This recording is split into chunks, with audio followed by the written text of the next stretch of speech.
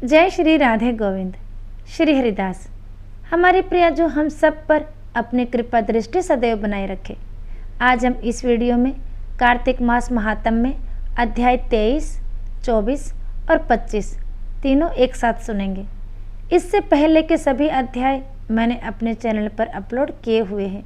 अगर आपने वो अध्याय नहीं सुने हैं तो आप उन्हें भी जरूर सुनिए। जलंधर का वध और तुलसी महारानी की उत्पत्ति और भगवान श्री हरि को तुलसी जी इतनी प्रिय क्यों है, इसकी कथा सुना के नारद जी बोले, हे राजन, यही कारण है कि कार्तिक मास के व्रत उद्यापन में तुलसी की जड़ में भगवान विष्णु की पूजा की जाती है। तुलसी भगवान विष्णु को अधिक प्रीति प्रदान करने वाली मानी गई है। राजन, जिस घर में तुलसी वन है वह घर तीर्थ स्वरूप है। वहाँ यमराज के दूत नहीं आते। तुलसी का पौधा सदैव सभी पापों का नाश करने वाला तथा अभीष्ट कामनाओं को देने वाला है। जो श्रेष्ठ मनुष्य तुलसी का पौधा लगाते हैं वे यमराज को नहीं देखते। नर्मदा का दर्शन, गंगा का स्नान और तुलसी वन का संसर्ग, ये तीनों एक समान कहे गए हैं। जो तुलसी की मंजरी से संयुक्त होकर प्राण त्याग करता है वह सैकड़ों पापों से ही युक्त क्यों न हो तो भी यमराज उसकी ओर नहीं देख सकते।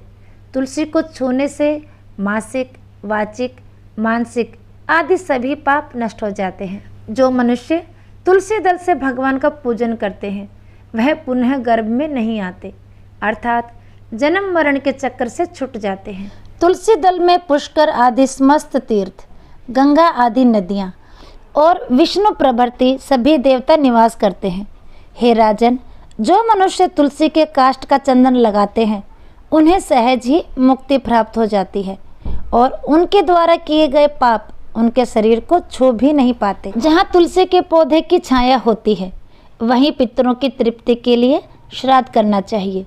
जिनके मुख में, कान में और मस्तक पर तुलसी का पत्ता दिखाई देता है उनके ऊपर यमराज भी दृष्टि नहीं डाल सकते। फिर दूतों की तो बात ही क्या है। जो प्रतिदिन आदर पूर्वक तुलसी की महिमा सुनता है वह सब पापों से मुक्त हो ब्रह्मलोक को जाता है। इस प्रकार आंवले का महान वृक्ष सभी पापों का नाश करने वाला है। आंवले का वृक्ष भगवान विष्णु को प्रिय है। इसके स्मरण मात्र से ही मनुष्य गोदान का फल प्राप्त करता है। जो मनुष्य कार्तिक में आंवले के वन में भगवान विष्णु की पूजा और आंवले की छाया में भोजन करता है उसके भी पाप नष्ट हो जाते हैं। आंवले की छाया में मनुष्य जो भी पुण्य करता है वह कोटि गुना हो जाते हैं। जो मनुष्य आंवले की छाया के नीचे कार्तिक में ब्राह्मण दंपति को एक बार भी भोजन देकर स्वयं भोजन करता है वह अन्य दोषों से मुक्त हो जाता है। लक्ष्मी प्राप्ति की इच्छा करने वाले मनुष्यों को सदैव आंवले से स्नान करना चाहिए। नवमी, अमावस्या, सप्तमी, संक्रांति, रविवार, चंद्र ग्रहण तथा सूर्य ग्रहण के दिन आंवले से स्नान नहीं करना चाहिए। हे राजन, आंवले के वृक्ष की छाया में जो प्राणी पिंडदान करते हैं उनके पितर यदि नरक की यातना भी भोग रहे हों तो भी मुक्त हो जाते हैं। सिर, हाथ, मुंह और देह में जो आंवले को धारण करते हैं उनको विष्णु रूप जानना चाहिए। आंवले के फल और तुलसी के दलों को पानी में मिलाकर जो प्राणी स्नान करते हैं उनको गंगा स्नान का फल प्राप्त होता है। जो मनुष्य आंवले के पत्तों और फलों से देवताओं का पूजन करते हैं उनको स्वर्ण मणि और मोतियों द्वारा पूजन का फल प्राप्त होता है। कार्तिक मास में सब तीर्थ, ऋषि, देवता और सब यज्ञ जब सूर्य तुला राशि में होता है आंवले के वृक्ष में वास करते हैं। जो मनुष्य द्वादशी तिथि को तुलसी का दल और कार्तिक में आंवले का पत्ता तोड़ता है वह रौरव नरक में वास करता है। जो कार्तिक में आंवले की छाया में बैठकर भोजन करता है उसके अंत संसर्ग से उत्पन्न हुए पापों का नाश हो जाता है। जो मनुष्य कार्तिक में आंवले की जड़ में विष्णु जी का पूजन करता है उसे श्री विष्णु क्षेत्रों के पूजन का फल प्राप्त होता है। आंवले और तुलसी की महत्ता का वर्णन करने में श्री ब्रह्मा जी भी असमर्थ हैं। इसलिए धात्री और तुलसी की जन्म कथा सुनने से मनुष्य अपने वंश सहित मुक्ति प्राप्त करता है। अब 24वां अध्याय शुरू करते हैं। राजा पृथु ने देव ऋषि नारद जी से पूछा, हे मुनि श्रेष्ठ, आपने तुलसी के इतिहास, व्रत, महात्म्य के बारे में कहा। अब यह बताने की कृपा करें कि क्या कोई इस कार्तिक मास में और भी देवताओं का पूजन होता है? यह भी मुझे समझा कर कहिए। श्री नारद जी बोले, पहले समय पर्वत के निकट कर्तिपुर में एक धर्मात्मा धर्मदत्त नामक ब्राह्मण रहता था। वह भगवान विष्णु के सब व्रत करता था और 8 प्रहर उनकी भक्ति में लीन रहता था। एक दिन कार्तिक मास में वह एक प्रहर रात शेष रहने पर जागरण के लिए भगवान विष्णु के मंदिर में गया। वह हर प्रकार की सामग्री लेकर पूजा करने के लिए जा रहा था कि सामने मार्ग में एक बड़ी भयंकर राक्षसी को देखा, जिसके कि बड़े बड़े दांत थे, लपलपाती हुई जीभ थी, बड़े बड़े लाल लाल नेत्र थे, जिसका शरीर नग्न था, मांस रहित था। उस भयंकर राक्षसी को देखकर धर्मदत्त बुरी तरह से कांपने लगा और कुछ उपाय ना देखकर उसने पूजा वाली थाली और जल का लोटा उस राक्षसी पर फेंक दिया, क्योंकि उन्होंने भगवत नाम का जाप करते हुए वह सामग्री और जल का लोटा जिसमें कि तुलसी दल पड़ा हुआ था उसको मारा था। इसलिए उसके जन्म जन्मांतर के सारे पाप नष्ट हो गए। अब उसे अपने पूर्व जन्म के कर्मों के परिणाम स्वरूप प्राप्त हुई दुर्दशा का स्मरण हो आया।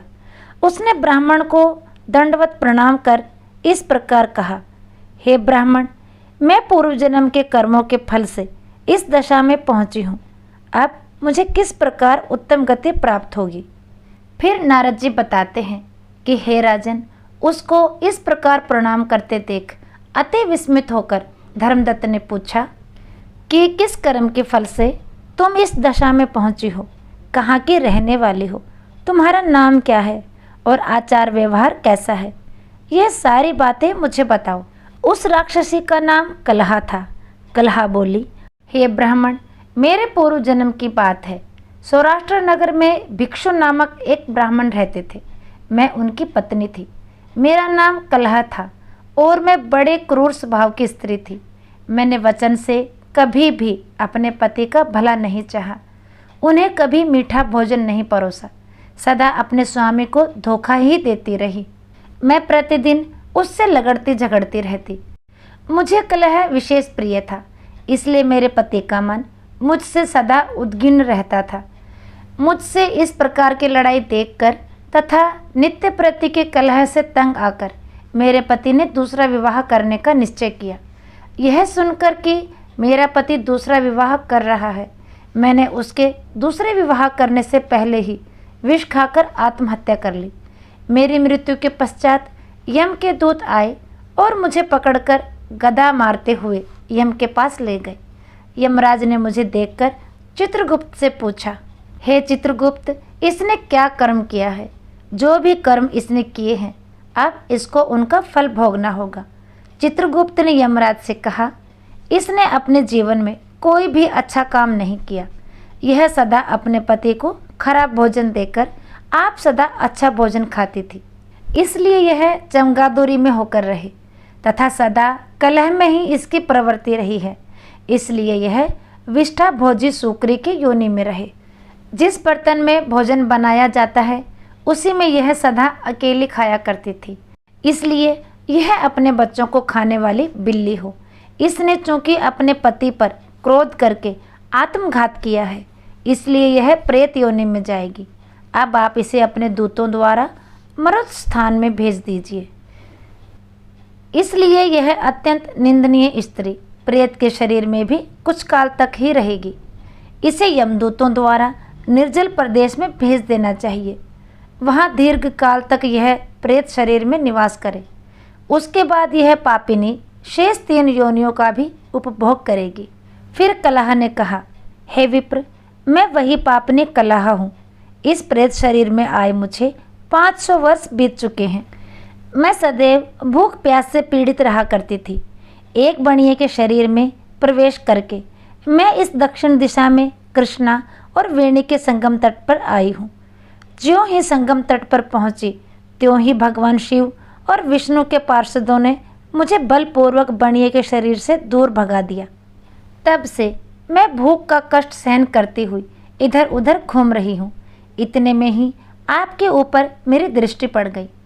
आपके हाथ से तुलसी मिश्रित जल का संसर्ग पाकर मेरे सब पाप नष्ट हो गए हैं। हे द्विजश्रेष्ठ, अब आप ही कोई उपाय कीजिए और बताइए, मेरे इस शरीर से और भविष्य में होने वाली भयंकर 3 योनियों से मैं किस प्रकार मुक्त होंगी। धर्मदत्त कलह की बात सुनकर और उसके पिछले कर्मों और उसकी वर्तमान अवस्था को देखकर बड़ा ही दुखी हुआ और उसका दुख देखकर उसका चित्त पिघल गया। फिर धर्मदत्त ने दुखित भाव से कहा, तीर्थ, व्रत और दान आदि के करने से समस्त पाप नष्ट हो जाते हैं, मगर प्रेत योनि में रहने वाले को इसका अधिकार नहीं है। परंतु तुम्हारे दुख को देखकर मैं अत्यंत दुखी हूँ और तुम्हारा दुख दूर किए बिना मुझे संतोष नहीं होगा। तुम्हारे पाप बड़े भारी हैं, क्योंकि यह तीनों योनियाँ बहुत बड़े पाप करने वालों को ही प्राप्त होती हैं, और प्रेत योनि तो थोड़े से पुण्य से नष्ट भी नहीं हो सकती। लेकिन मैं तुम्हें इस योनि से अवश्य में छुड़ाऊंगा। इसके लिए मैंने जो कार्तिक का व्रत किया है उसका आधा पुण्य तुम्हें देता हूँ, क्योंकि यज्ञ, दान, तीर्थ यह सब निश्चय ही कार्तिक के व्रत के पुण्य के समान नहीं है। फिर नारद जी ने कहा, हे राजन, इतना कहकर धर्मदत्त ने उसको ओम नमो भगवते वासुदेव यह 12 अक्षर मंत्र सुनाया और तुलसी का जल उसके ऊपर छिड़का। बस फिर क्या था, क्षण भर में वह प्रेत योनि से छुटकर प्रज्वलित शिखा के समान दिव्य रूप धारण करके लक्ष्मी के समान सुंदर हो गई। तब वह धर्मदत्त को दंडवत प्रणाम करके प्रसन्नता से गदगद होकर बोली, हे ब्राह्मण देव, आपके प्रसाद से आज मैं इस नरक से छूट पाई हूँ। मैं तो पाप के समुद्र में डूब रही थी, आप मेरे लिए नौका के समान हो गए। फिर नारद जी ने कहा, हे राजन, अभी कलह इस प्रकार कह ही रही थी कि वहाँ पर विष्णुगण एक देदीप्यमान विमान लेकर आए। विमान के द्वार पर अप्सराएं और गण बैठे हुए थे। धर्मदत्त ने उन सबको देखकर दंडवत प्रणाम किया। पुण्यशील और सुशील नामक भगवान विष्णु के गणों ने धर्मदत्त को अपने हाथों से ऊपर उठाकर उसका अभिनंदन करके उन्होंने कहा, हे ब्राह्मण देव, आप धन्य हैं, जो कि आप सदा भगवान विष्णु के व्रत, कथा और सेवा में लगे रहते हैं। आप सदा दीन दुखियों पर दया करते रहते हैं। आपने उसके आधे फल से कलह के पूर्व जन्म के एकत्रित पाप नष्ट कर दिए हैं। यही नहीं, आपकी कृपा से उसके सैकड़ों जन्मों के पाप नष्ट हो गए हैं। आपके जागरण आदि करने के पुण्य प्रभाव से आकाश मंडल से यह विमान आया है। हे ब्राह्मण, अब हम इसे भांति भांति के भोगों से युक्त वैकुंठ में ले जा रहे हैं। आपके दान पुण्य के प्रभाव से, कार्तिक व्रत या तुलसी पूजा के प्रभाव से यह अब भगवान विष्णु के निकट रहेगी। आप भी इस जन्म के पश्चात अपने दोनों स्त्रियों सहित वैकुंठ लोक में भगवान विष्णु के समीप रहोगे और मुक्ति प्राप्त करोगे। हे दया सागर, वह मनुष्य धन्य है और जन्म उन्हीं का फलीभूत होता है जिन्होंने कि तुम्हारी तरह भगवान विष्णु की भक्ति की है, क्योंकि भगवान विष्णु अपने भक्तों को क्या नहीं देते, वह सब कुछ देते हैं। उन्होंने ही उत्तानपाद के पुत्र को पूर्व काल में ध्रुव पद पर स्थापित किया था। उनके नामों का स्मरण करने मात्र से समस्त जीव सद्गति को प्राप्त होते हैं। प्राचीन काल में भगवान विष्णु केवल अपने नाम के स्मरण से ही ग्रह द्वारा पकड़े हुए हाथी को हस्ती योनि से मुक्त करके जय नाम देकर अपना पार्षद बना लिया। तुमने उसी विष्णु की सेवा की है, इसी से तुम अपनी दोनों स्त्रियों सहित 1000 वर्ष तक विष्णु भगवान के समीप निवास करोगे। जब तुम्हारा पुण्य क्षीण हो जाएगा, तब तुम पृथ्वी पर सूर्यवंश में अपने दोनों स्त्रियों के साथ दशरथ के नाम से प्रसिद्ध राजा होोगे, तथा यह कलह तुम्हारे आधे पुण्य की भागीदार होने के नाते तुम्हारी तीसरी भार्या होगी।